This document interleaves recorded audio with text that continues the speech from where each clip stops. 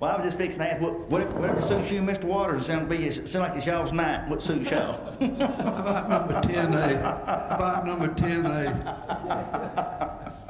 Let's go back. Y'all couldn't even do it right. Y'all had to try to get in there and do it right there. Well, I'm gonna wait and see what you said first, and I disagree totally.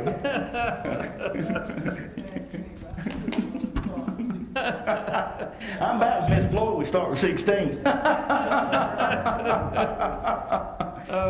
Moving on then to item number 10A.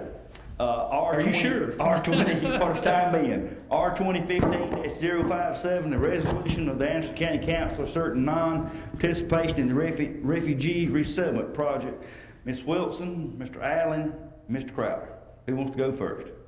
Whereas the Anderson County Council is the designated governing body authorized to use appropriate ordinances, resolutions, and police powers to protect the health, safety, and welfare of the citizens of the county. And whereas the issue of resettlement of refugees from the Middle East and other illegal aliens is a matter of the most urgent concern, as it involves vital issues of national security, terrorism, public safety, and public health, and expenditures of public taxpayer funds. Be it resolved that the Anderson County Council will not approve or proceed with the refugee resettlement project within the borders of Anderson County, South Carolina. And be it further resolved that the Anderson County Council calls on all South Carolina public officials, governmental and non-governmental, to immediately cease and desist from all placements of refugees anywhere within the state of South Carolina until the South Carolina legislature convenes and passes legislation reflecting the will of the people in South Carolina by approving a state public policy on any and all refugee resettlement within South Carolina. And I put this into a form of a motion, Mr. Chairman. Have a second? Second, Mr. Allen. Any discussion? Yes. Ms. Floyd? Ms. Floyd? Go ahead, Ms. Wood. Go ahead. Yes, Ms. Floyd. Yes, I did. I have given this a lot of thought. I've talked to a lot of people in my district about this, and I know what the problems are. Mrs. Fant went through some of the problems with us tonight, and I'm sure that she did a fine job, but I'm sure that most of us know what the problems are. This is a situation where you want to do the right thing, and you really want to, help as much as you can. And I'm wrestling with myself, and I'm praying hard, asking what we should do. And since I have to vote on this, I'm asking what I should do to make it not good and not all right, but to make an effort so we can do the right things for others. And I'm going to vote tonight. I'm going to vote my conscience tonight. You laughed. No, ma'am. I'm sorry. That's what I said excuse me. Yes, ma'am. I'm going to try to vote my conscience. I am going to vote my conscience tonight. And I just hope that others will understand. And because I have wrestled with this decision. I did not, and I don't take this lightly. And I thank you, Mr. Chair. Yes, ma'am, Ms. Floyd. Mr. Allen? Yes, thank you, Mr. Chairman. Yeah, I've looked at this too, and I'd like to read something just very briefly here regarding the refugee resettlement program. And I wanted to put it into a little bit of perspective. And before I answer this question, I'd just like to say that first, I retired from the military, and I've been to a lot of different countries around the world. And I have met good people in every country in the world. And I think any of you out there could go to any country in the world, I don't care where it is, and the average person, you could find friends. You could get along with people. They're not all mean, nasty folks out there. There are a lot of good people in the world. The average citizen in these countries, they don't want to have a war. They don't want to go to war with anybody. They just want to survive. And I've often thought if every person in the world could walk in every other person's shoes for a day somehow, we probably wouldn't have any wars. Bottom line is there's a lot of good people all over the world. I thought long and hard on this question, And I felt sorry for some of the pictures I saw on TV, the children fleeing those dreadful conditions in the Middle East, and even those leaving Serbia trying to enter Hungary and other European countries. It looked terrible. But to put this into perspective from my standpoint, I was born right after World War II in 1946, and my formative years were in the 1950s and the 60s. And relatively speaking, these were pretty good times for the U.S. And at that time, we were taught in school, hey, we are the great melting pot. We're the greatest country on earth. Come on over. Come to America. We'll take you. You can be all that you can be, and this is a wonderful place, and you're welcome to come on in. That's the way I was taught in the 50s and 60s. Then we add to that the French gave us the Statue of Liberty, and what's it say there? Give us you're tired, you're hungry, you're weary, you're downtrodden, yearning to be free. Come on over. We're the United States. We're the best in the world, and to quote the Army, you can be all that you can be if you come over. We'd like to have you here. And on the Statue of Liberty, it doesn't say anything about race, color, creed, or religion. It just invites everybody to come on in. And even the Constitution, if you want to go back that far, provides for freedom of religion, and indeed that was one of the key founding factors to this nation. Doesn't matter what religion you are, come on over. Now, having said all of this and the way I was brought up, it sounds like we should accept all the people that want to come into this country, and legally anyway, they should be able to come in. But let's fast forward a little bit now. 230 years after the Constitution, 129 years after the Statue of Liberty was given to us, and some 70 years since the end of World War II. Things have changed. They've changed a lot. Refugees wanting to come to America from the Middle East and even Eastern Europe are primarily Muslim. Many of them are good people. I imagine there's a bunch of good people in the group. But some of them wish to kill Christians, and they view the United States as the great Satan. That's no secret. We hear that all the time.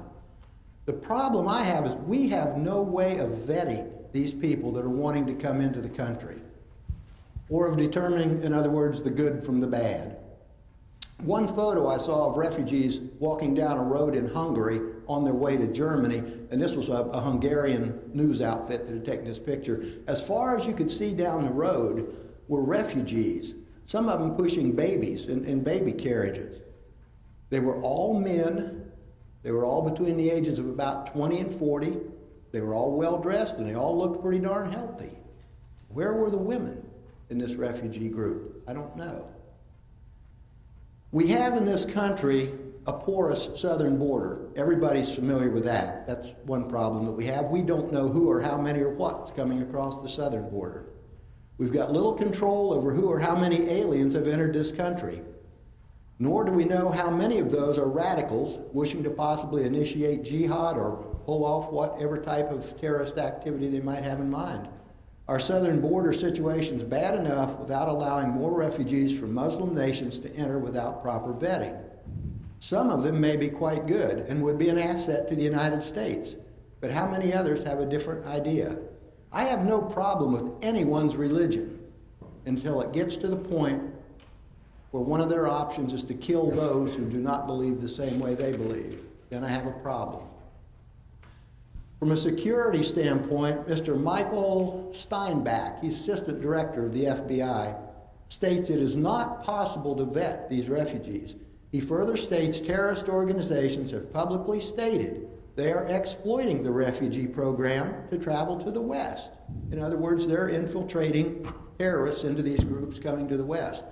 He also notes that 5 of the richest Gulf states have said they will not accept any of these refugees due to security risks. That's a quote from the FBI. From the financial standpoint, it'll cost the United States untold millions of dollars to support these refugees. They'll have no jobs, no food, no medical care, and no housing. The U.S. government estimates there are some 6 million Muslims in the United States. It's estimated to be some 1.9 billion Muslims worldwide. If only 5% of these are engaged in some sort of radical activity, that comes out to about 10 million people out of that 1.9 billion who may wish to do harm to the United States and Christians in general. And keep in mind, during 9/11, it only took 19 of them. to hijack 2 jets and take down the Twin Towers, hijack another jet, ended up crashing in Pennsylvania and running another one into the Pentagon. That was just 19 folks that did that. It's also noted that the Muslim birth rate per woman is 3.1 children, while the Christian birth rate is 2.7. If these numbers hold, then within a period of time, there will be more Muslims than Christians in the world, and a percentage of them, again, wish to take care of the Christian population, shall we say. I encourage all of you to research these numbers and facts. I got these off of the internet, but I went to a lot of different sources on the internet to find these numbers, and all the sources pretty much had the same numbers in there. If you don't believe me, please go and do your own research. So for the above reason, I've signed on to this resolution to council, which if passed would be forwarded to the governor requesting that she disallow the current influx of Middle Eastern refugees from settling in South Carolina. If we had some way to vet them, if we knew who was coming in here, might be another story, but it's not, and I think it's just too risky and too dangerous at this point in time to have the refugees coming into South Carolina when we don't know what we're getting. Thank you, Mr. Chair. Thank you, Mr. Allen. It's good to know you've been all over the world and made friends. You just can't get along with people here in Anderson. I have. On that. I'll make a comment. My distinguished colleague, I am impressed. I mean, you did a That lot. I can read. Did a lot of research. But it is no secret. Those of us who claim to be Christians, we openly welcome and want to take care of That's right. those that we have the capacity. But then, often we are caught in the fact that to what extent the Bible teaches us, and I know I'm not supposed to get into those kinds of subjects here, but we're often required to turn the other cheek. But I know already in other states around the Union, there are tremendous number of Muslim brothers who live in northern cities and other cities that have actually in 1 or 2 towns implemented Sharia law as a part of the law of that area. That distresses me, because if you read Sharia law, it basically says if you don't agree with us, you're our enemy. And that bothers me. If you look back at those who came into our great nation down through the centuries, they came in loving to be here and wanting to make this great nation and not change it into the nation that they had left, but to create a new nation. And so consequently, I'm not interested in trying to create somebody else's nation and moving it to the United States. I'm interested in continuing to create the great nation, but to use the talents and the skills of those who come to our shores that want to adopt our values, want to adopt our language, may not necessarily adopt our religion, but our values. And so consequently, I will be supporting this resolution. Anyone else? May I, Mr. Chairman? Wilson? There are so many heart-rending situations to deal with. We have Family Promise, that resolution here tonight.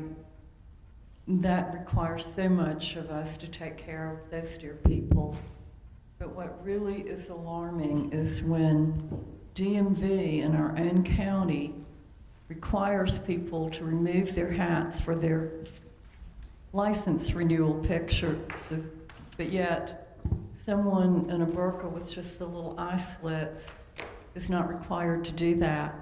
How do you know it's male or female? What if they're in an accident and they get hurt and you don't know how to really identify them? I just don't understand why we can have such a double standard when that type of thing is allowed to happen in our own county. I have some very dear friends who came here from Lebanon, escaping from a terrible situation. They've thrived here. They've contributed to the community in so many ways. But if you look at what happened to Lebanon, I think back in the 50s going to the 70s, in the 11-year war during that time, they were overrun with Syrian refugees. And it's so hard for me to even comprehend the Arab countries over there. As Mr. Allen pointed out, Saudi Arabia will not take in any of those people because of the security risk. For some reason, they hate. For some reason, they don't have a problem with killing. Not all of them, but enough to make it very concerning. When our own United States Agriculture Department requires that even livestock coming into this country has to be vetted and quarantined and make sure they're healthy before they're assimilated into the population, how can we do less than that for our own humans? I'm just very concerned that when we allow an invasion of this magnitude, we're creating problems that we may not be able to deal with. Thank you. Thank you. Anyone else? You call for a vote. I just want to chime in just a little bit. We are, I think, a Christian nation, and I do think, though, there's other things this country can do to help the situation without having to open our arms up and let these refugees in. There's other things we can do to give some relief and some help. But only, I think the risk outweighs the gain for us. I also want to keep in mind, you know, I doubt, wish they would, if it is be the first time the governor or somebody's listening to this council. So, you know, let's keep in respect. We ain't saving world peace here. This is more. A lot of people come here to this council and they, you know, throw this on us and that on us. Like, we got no control over this. We can ask something of this ain't what we doing here tonight. It's not going to solve nothing. We let our voice be heard, but it's being heard for ourselves. I doubt if it'll ever get anywhere anybody pay attention. I hope so. Like I said, if it does, it'll probably be one of the first times somebody's listened to us. Ms. Floyd. That's one of the things I wanted to ask. If we vote tonight of not doing this, would we have the option of not accepting the refugees in Anderson County? I don't think so, no, ma'am.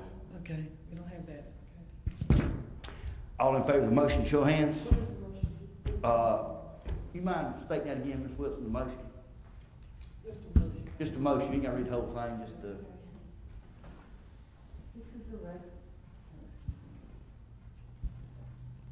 This is the resolution of the Anderson County Council asserting non-participation in the refugee resettlement project, and it's basically requesting that nothing be done until the South Carolina legislature convenes and passes legislation reflecting the will of the people in South Carolina by approving a state public policy on any and all refugee resettlement within the state. Thanks. All in favor of the motion, show of hands. Opposed, like sign, so the motion carries unanimously. Thank you very much. We're moving on to item number B, R 2015-058, resolution authorizing Anderson County Roads and Bridge Department to form maintenance of certain identified gravel roads.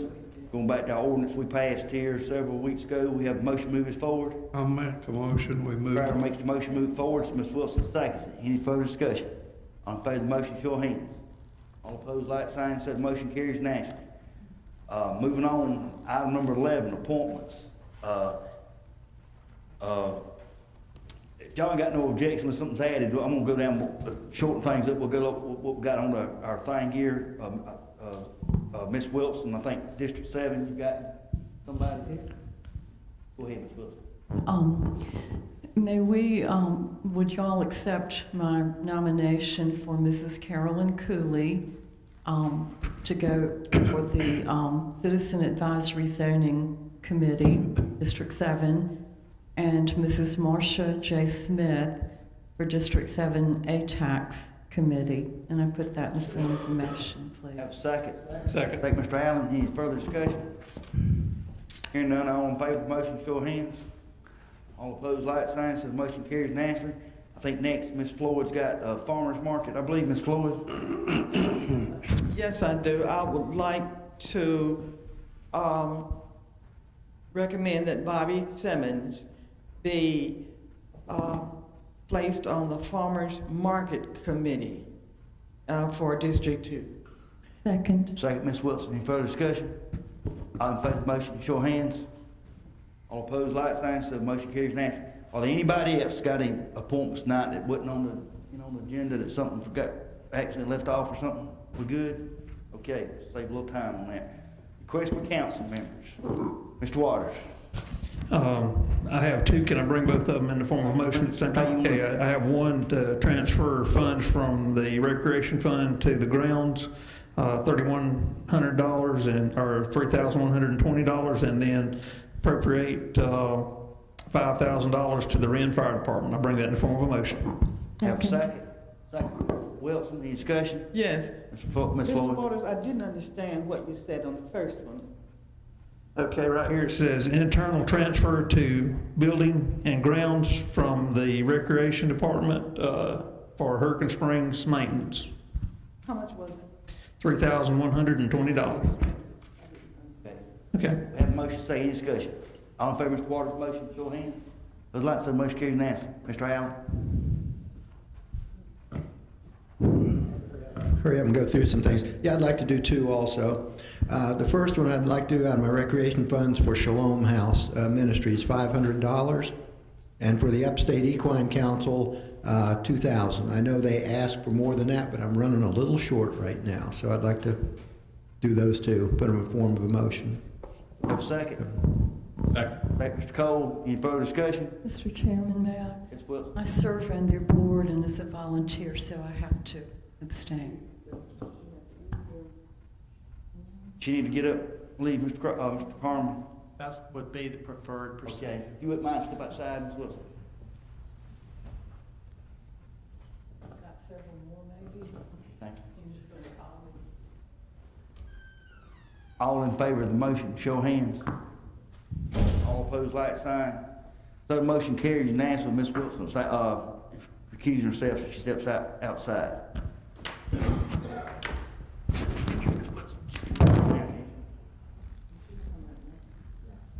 I'd have been glad to get them.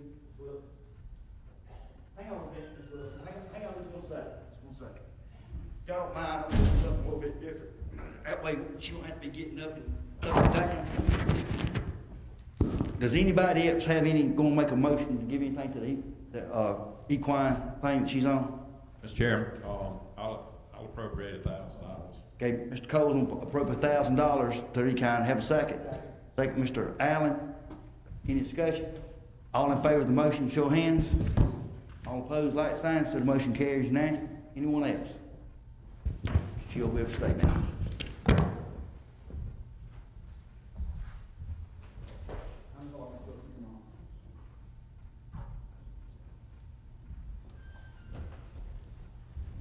Mr. Allen, you have anything else? No. Ms. Floyd? Yes, I have two. Please, I'd like to do them both at the same time. Go All ahead. right, two, the YMCA, I would like to appropriate from District 2's recreational fund, $7,000. This money is going toward a parenting after-school program at Nivet Forest. Also, for Homeland Park, I would like to appropriate $1,500 from District 2's recreational fund. This is to go toward the festival we're going to have this weekend, and I put this in the form of a motion. Second. Have a motion and a second. Mr. Cole, any further discussion? Hearing none, all in favor of the motion, show of hands. All opposed, like sign, so the motion carries unanimously. Anything else, Ms. Floyd? Mr. Cole, anything else? I have one, Shalom House Ministries. I'd like to appropriate $500. Have a motion, have a second. Second, Ms. Wilson, any discussion? All in favor of Mr. Cole's motion, show of hands. All opposed, like sign, so the motion carries unanimously. Anything else? Good? Crowd? Yes, sir, I have one from District 1's recreation account. I'd like to request appropriation of $500 for Shalom House. Have a second. Second, Mr. Allen, any further discussion? All in favor of the motion, show of hands. Opposed, like sign, so the motion carries unanimously. Anything else, Mr. Crowder? No, thank you, sir. Ms. Wilson? Thank you, Mr. Chairman. District 7 would like to appropriate $250 to Shalom House from our District 7 rec account. Have a second. Second, Mr. Allen, any further discussion? All in favor of the motion, show of hands. All opposed, like sign, so the motion carries unanimously. District 5, rec account would also like to appropriate $500 for Shalom House Ministries. Put that in form of a motion. Second, Ms. Wilson, discussion. All in favor of the motion, show of hands. All opposed, like sign, so the motion carries unanimously. I'd also like to have a transfer of rec funds of $1,500 to the finance department, and that will be in the lieu for them to pay some bills for the Homeland Park Festival. Put that in form of a motion. Second, Mr. Allen. Any further discussion? All in favor of the motion, show of hands. All opposed, like sign, so the motion carries unanimously. Y'all, anyone else, anything else? Moving on, be administrator's report. Mr. Burns, you got a minute? Chairman, if you don't mind, we'll have Mr. Hopkins and Mr. Batson give an update on Broadway Lake Dam. You see your time limit, don't you? Sir? You see your time limit, Yes, don't you? sir.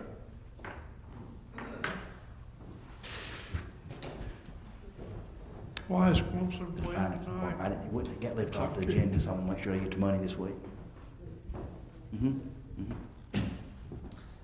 Just to let you know, yesterday we received a emergency order from DHEC to lower the Broadway Lake. They've asked us to lower the lake and have a engineering assessment done of the dam due to some issues that they observed on an inspection over the weekend.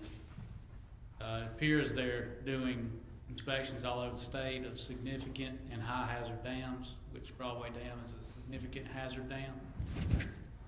As you know, we've been working with DHEC for months on repairs to that dam. So it doesn't appear that they're talking with the other parts of DHEC. We hope to get a dialogue going this week to let them know what we've been working on, and hopefully we can get some resolution to this. Hopefully we won't have to keep the lake down indefinitely, but they're asking us at this time to keep it down until repairs are made. Ms. Floyd? Okay, Mr. Baston, 2 questions. How long will it take to make these repairs? That might be better for Mr. Hopkins. Mr. Hopkins? Well, we're still in the design. The engineers are still working on putting a package together of what we need to do to make the repairs. We won't have that until October, the end of October. And at that point, we'll have an estimate of what kind of cost we're talking. We're thinking in really wide range of numbers, approximately $250,000 in that ballpark. Maybe, it could be $100,000 to $200,000. Okay. We don't know that yet until we get in. All right, Mr. Hopkins, where's this money gonna come from? The original plan was that we had to do these repairs by April. We were gonna ask DHEC, could they allow us an extension until we could get into the new budget? And we'd figure out how to do it during the budget time. I think Mr. Burns wanted to answer that, didn't you? No, I'm just saying, in the last budget, council authorized these monies to do the investigation and the engineering work on Broadway Lake, and everything's moving along like it should. So we've been working at this for some time. When we get the engineering report back, we will receive a cost estimate, then we will come back to council on how we can fund it. And that's probably going to coincide with our budget time.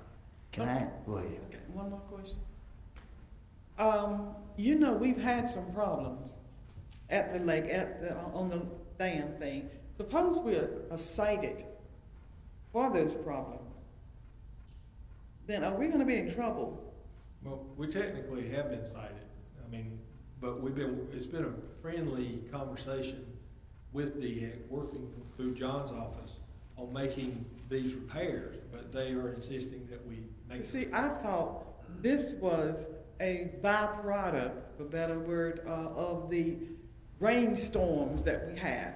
Ms. Floyd, absolutely, it is a byproduct because of the number of dams that collapsed from Yeah. Columbia-owned dam. I know. And so they're reviewing all of the dams in the state. Well, this is what I've been telling people, but I'm kind of getting a little concerned now, because if we are cited for big money to do that, like, we're gonna be in trouble. Yeah. Thank you. Thank you, Ms. Floyd. I just, don't come around here and ask this. You made a statement, Mr. Batson, that you said they asked to lower the thing. Is that correct? They asked? They asked in a very determined. He said it was a friendly conversation. I didn't have a friendly conversation with Let me clear this up. Any confusion is my fault. We have been working with DHEC, and we have been working with the engineer long before any of this That happened. might be our problem. Now, okay.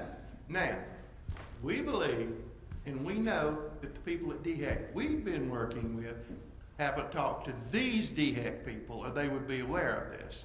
And the only person that we can get on the telephone is the person who can, in essence, say, I'll take a message and get back. Yeah. So that's what's happening right now. Miss Floyd? Since Broadway Lake is in my district, and this is going to impact several people on that lake, Mr. Baston, I would like a play-by-play report on what's happening. So at least we can do is keep the people out there informed. I hate to wait around for somebody to give me some news, and it takes forever. You give me the play-by-play. Even if it's nothing's happening, then I can tell them it's nothing happening when they call me, if they should call me. I'd appreciate that. Okay. Mr. Burns, I know you don't like to do these things. You're very sudden when you listen to me on these things. But, you know, we had this situation a while back at a certain aquarium we got over at Mall Road. Yes, sir. So how about, let's don't mess around, if we just keep on messing with bureaucrats, and let's try to get some of our friends we got to speed this process along. Because all joking aside, I'm with Ms. Floyd as far as, anybody that been on Broadway Lake, because of what's happened to Hartwell Lake in the last few years and the cost, there's a lot of housing and people buying and investing on Broadway Lake. And so, you know, they've done this with good intentions, and they didn't do this to have a mud hole out there. We just wanted to give council an update. John, what time did we receive this yesterday? And I'm sure it was friendly. 33 o'clock, something like that. Was it a friendly message? Sir? Friendly? Friendly. Okay. Thank y'all. Appreciate it. Mr. Dunn, one other thing. At the last council meeting, council asked me to do the artificial tree and Wait a minute. Nikki's got to get caught up here. Make sure she gets the there. artificial tree and the real tree. And we have prepared a book for you to examine. But basically, How long is it? You know my reading. Mr. Crowder already gives enough homework. It's not extension span. Basically, ain't real big. if you want a real tree, if you want a tree that's 25 feet tall, then you're probably going to pay $4,500. That's installed, okay? And if you want a artificial tree, and since all of this discussion, the artificial tree people have lowered the prices drastically on what they would sell us one. Thank you, Nikki. They gave us a 15% discount on a 30, 28, 26, and 22 tree. But if you look at it, if you put the tree in, you're looking probably at right around $5,000 for the natural tree, okay? If you look the other way, the other cost is pretty much in line. But that's it. I can't dress it up or take it Well, down. I'm just thinking, I thought me and you had a conversation after last council meeting. I think I started calling you that morning, and you didn't get back to me till about 4 or 5 o'clock that day because you was so busy, everybody calling wanting to get free Christmas trees to the county. And that is a bona fide So we fact. couldn't get one of those. We have been offered more free Christmas trees than you can shake us in. Mr. Chairman, Yes, ma'am, Ms. Floyd. read this into the minutes. Go ahead, Ms. Floyd. It's from. Lord, if you would, hear you. Yeah, I won't say who it's from, I'll just read it, okay? It says, I just saw the article about the Christmas tree. You know, Pendleton spent like $20,000 to $25,000 on the tree we put up on the squares over 10 years ago. That was a lot of money back then. That was the best money we could have spent. Not only are we not having to try and trim a live tree every year or keep one alive, but it also saving us on cost of lights. It's easier to install and decorate, and it looks good every year. I think if you asked my council, would they buy one again when the time comes, that they would buy one again when the time comes. Not sure if this helped you at all, but at least you can point your council in our direction to look at our tree. Now I'm gonna have a little quiz. What, Mr. Cole, what was my last sentence? He stopped and I asked him to do something for me. I read that, I'm sorry. Okay. And I agree. All right, okay, all right. But anyway, I think that this should go into our record so everybody can see it. 10 years ago, $25,000 would cost the same reaction that our $45,000 tree, but we're having to look at. But I think it's the best price. I think it would cut down on the time that we have to pull people off their jobs to decorate that tree, and I think it would ensure us that we would have a beautiful Christmas tree every year. Thank you, Mr. Boyd. Mr. Chair. Mr. Burns, would you mind getting some facts, figures from, and they're gonna have we'll have a finance committee meeting Thursday, present it to them. Yeah, next Thursday, present it to the, we'll have something to vote on at the next council meeting. Now, Tom? Sure. Yeah, I noticed in the pictures that we're seeing here about the cryptomeria and the deodora, cedars and so on, be really careful with those because a lot of those would be very difficult to decorate because on all these trees shown here, the live ones, the limbs are like this, and you have trouble hanging an ornament on those things. Yeah, they'll have a conical shape, but they're going to be really tough to decorate. Thanks. Thanks. No, Mr. Chairman, it seems like in talking with Mr. Burns last week and looking out at the plaza, it might be a good time to look at some of the trees that are dying and maybe taking those out and taking some of the concrete around away from some of the trees that are still thriving. And Mr. Burns had a wonderful idea of maybe That's a first. putting that's not very nice. Anyway, maybe bringing back the beautiful old fountain. And then, you know, you've got that stage over to the side. It may be that you put a real or an artificial tree there. Or you plant one that's like Mr. Allen said, the poly type thing that gets the conical shape. So Like I said, I think it would be worth looking into it just a little bit Well, further. that's the reason I say let Thank you. staff come back, present something to the finance committee, then the whole council has something to look at next council meeting. I don't think, if I'm not sure, but I don't think Christmas passes before we have a next council meeting, unfortunately. Go ahead, Mr. Waters. If we wait till December the 28th, we might get a good deal on one. You just won't take it, make credit bid out of it. That's all, Mr. Chairman. Thank you. Citizens' comments, Ms. Harmon. Mr. Chairman, there are no citizens signed up to speak. Marshall Council members, Ms. Wilson. Thank you. I'll just be very quick. So much really wonderful, positive recognition is taking place in our county. For example, a very public persona who's running for president had a record-setting attendance at the Civic Center and a jet to land at the airport. Last weekend, they had an agility dog competition up at the Garrison Arena. Apparently, there were dogs from all over for that. All kinds of really cool fishing tournaments going on. And some good economic development. I think it's so nice to have a great partnership with the citizens of this county and some great employees. A lot of really good things are happening with everybody working so hard. Thank you. Thank you, Ms. Wilson. Mr. Crowder? No, sir. Thank you, Mr. Crowder. Mr. Cole? Mr. Chairman, I've already started whistling Christmas tunes, so I'm in favor of the artificial tree, so let's get the price as low as we can. Okay, thanks. 2 votes. Ms. Floyd? Yes.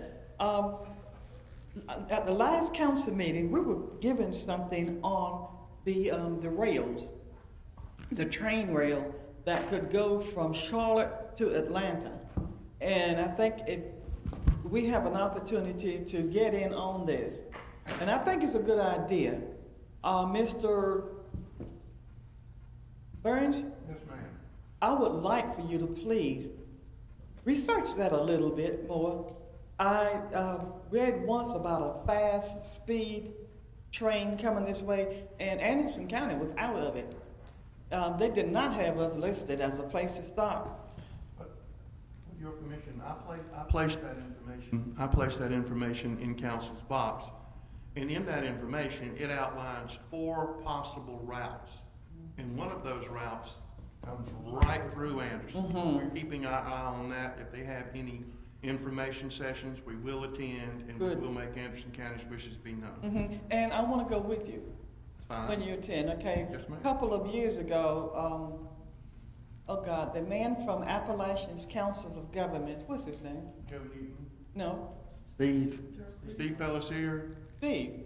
Is Joe Newton on Appalachian's Council of Government? he has retired, Ms. Floyd. Joe Newton? Yes, ma'am. Oh, not Joe Nimmer. Joe Newton, you said, right? Joe Newton was there forever, and he handled a lot of transportation. Okay, anyway, we traveled down to Columbia and had meetings with people after people about trying to get this rail started from Rio, South Carolina, down to the coast. And it seemed that the interest wasn't there at the time that we did that. But it has always been one of my interests, and I've talked to some people in Columbia about it. And now, it looks like it could be a possibility if we would get behind there.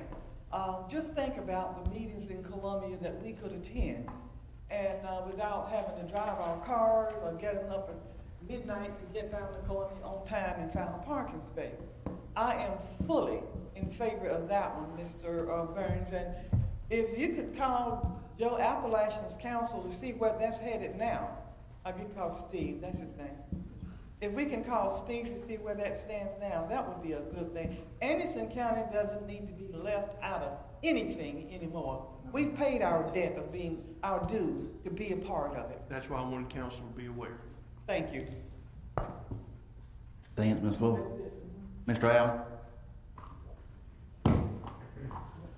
Yeah, just very quickly, an item that's come up, there's been a lot of talk about it, I haven't seen a whole lot of advertising on it though, and that's the Bluegrass Bash that's going to occur here over at the Civic Center on October 29th through the 31st. It's 3 days, and it's going to be a huge bluegrass event with some really big names in the bluegrass field will be there. So it's going to be quite an event, and I hope it gets publicized real well. Thank you, Mr. Chair. Thanks.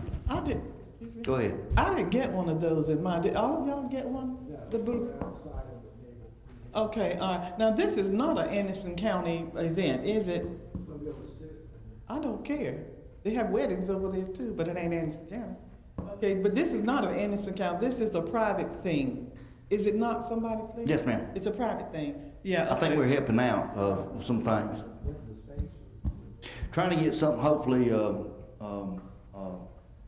to take a successful venue at the amphitheater, and if it can go off, it will be good for the county as a whole. You're right. You're right. But it's still not an Anderson County event, and I appreciate that. Thank you. Mr. Waters?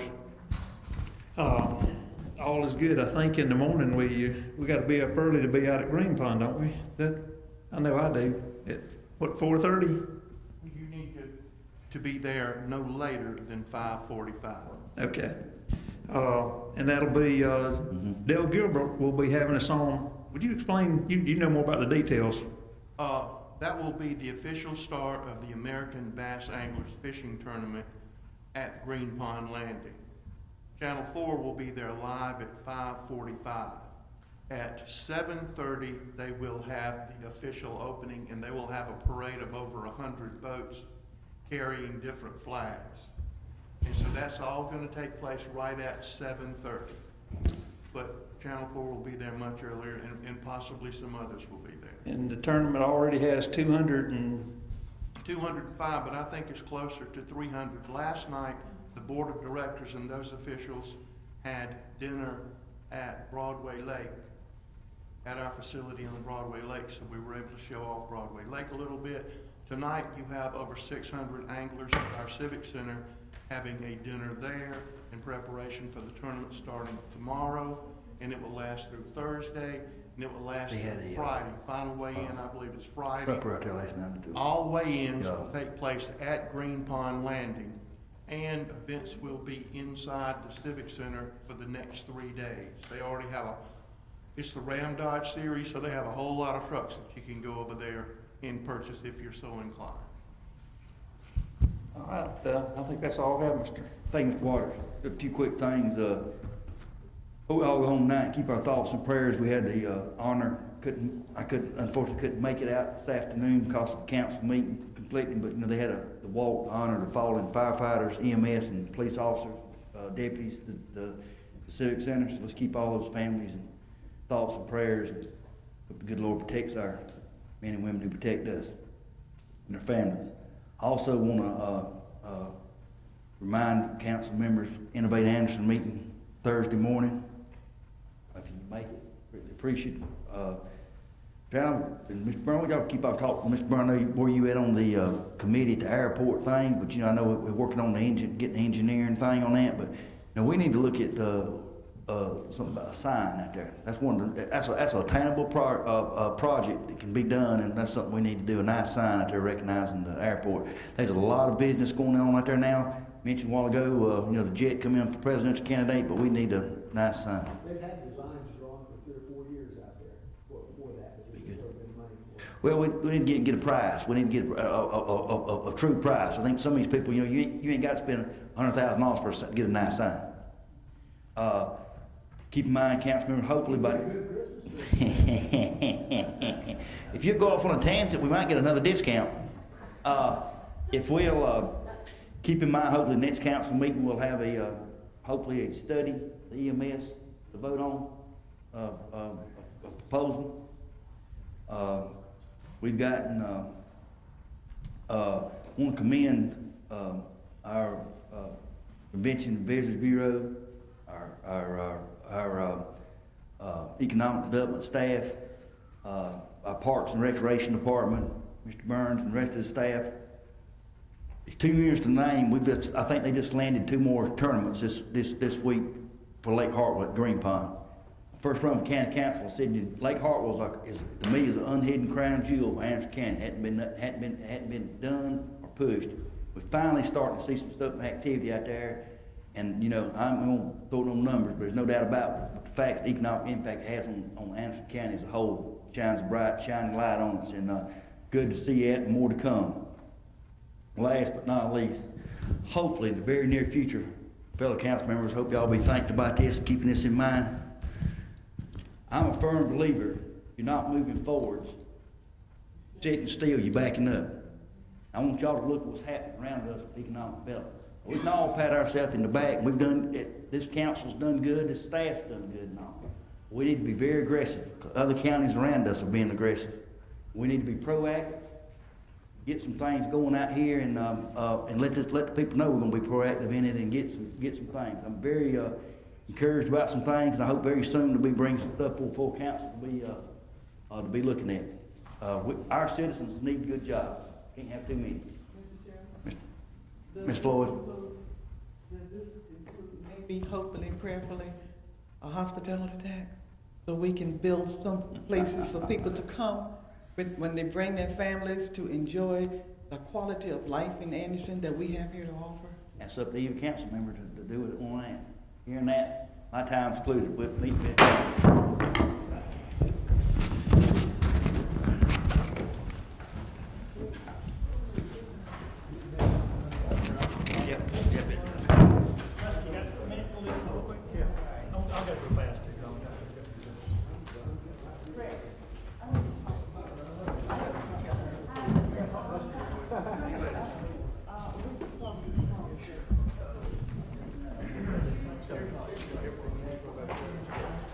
They call it 50% off. I think that's 33, so